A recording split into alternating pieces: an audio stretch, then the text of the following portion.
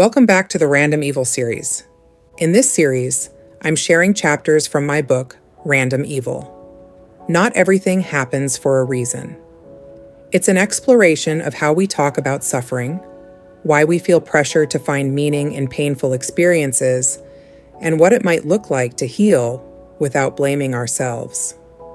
Today's chapter is Chapter 4, Chaos is Not a Lesson Plan, by Jennifer Irene Stewart. Let's begin.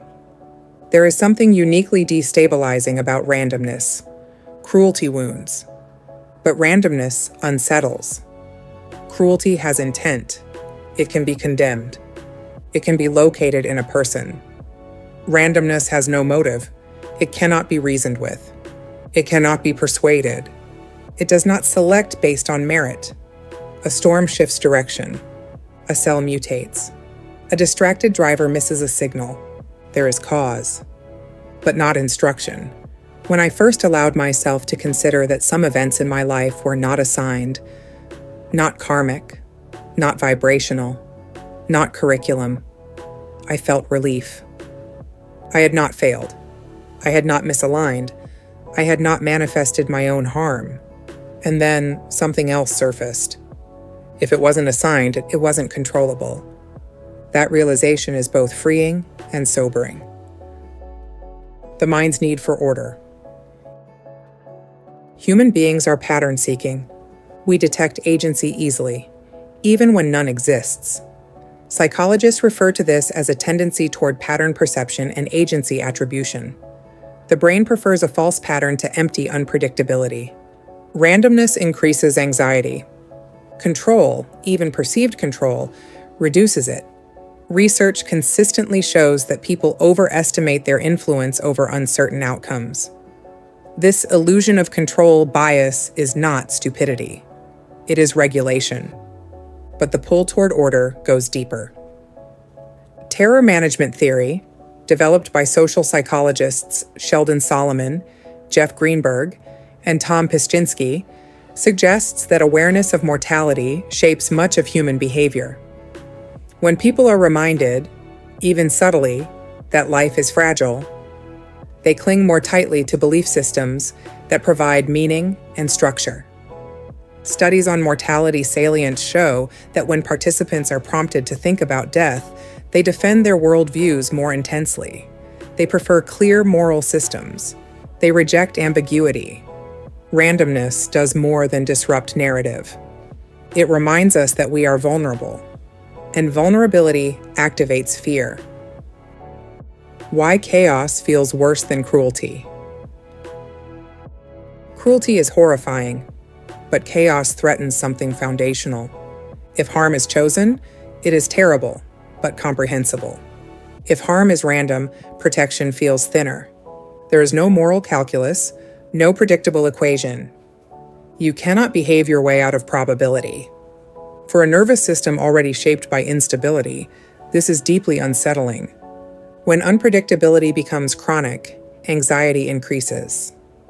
Research consistently links unpredictable stressors with heightened physiological arousal and difficulty regulating threat responses.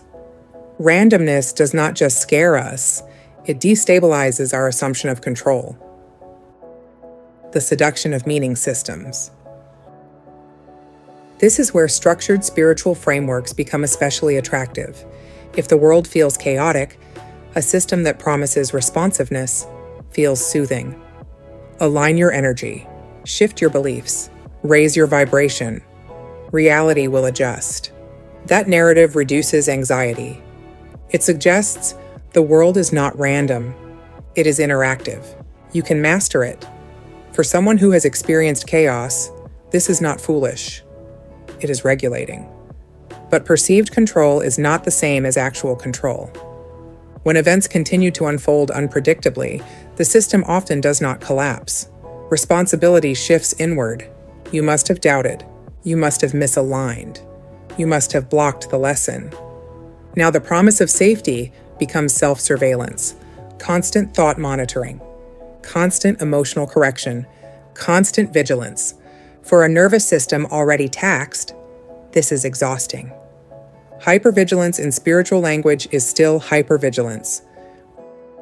Random is not meaningless. There is a distinction worth preserving. Random does not mean meaningless. Random means without intention. A virus does not assign moral consequence. A natural disaster does not assess virtue. A medical complication does not evaluate alignment. There are causes, but not cosmic assignment. Meaning may still emerge later. Humans construct narrative identity over time. But meaning constructed after an event does not prove the event was designed. That distinction protects dignity. You can say, "This happened. It was not assigned, and I will decide how to respond." Accepting without collapsing. Acceptance is not approval. It is accurate perception. Psychological flexibility research shows that individuals who can tolerate uncertainty without frantic control-seeking tend to experience greater long-term resilience. This does not mean liking randomness. It means ceasing to fight its existence. There is steadiness in saying, "This event was not a lesson plan. It was an event. I will respond from here." That stance is less dramatic than cosmic storytelling. It is also more stable. Liberation and sobriety. Letting go of cosmic guarantees is sobering. Goodness does not guarantee insulation. Awareness does not eliminate vulnerability. Alignment does not override biology. There is grief in that. But there is also liberation. If harm is not evidence of misalignment, shame loses its grip. If suffering is not proof of spiritual failure, self-accusation softens. You are no longer required to decode catastrophe. You are allowed to respond instead. Randomness remains unsettling, but it is more honest than illusion. And honesty, though less comforting, is steadier. In closing, chaos is not a lesson plan. It is part of living in a biological, social, and probabilistic world. Some events are chosen, some are enabled, some are random. Recognizing this does not eliminate vulnerability. It restores proportion, and proportion reduces shame. You do not need to spiritualize physics to survive it. You need clarity. That's where we'll stop for today.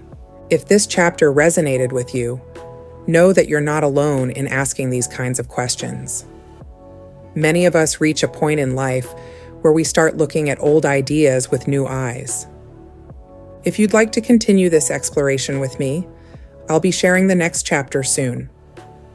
Until then, take good care of yourself.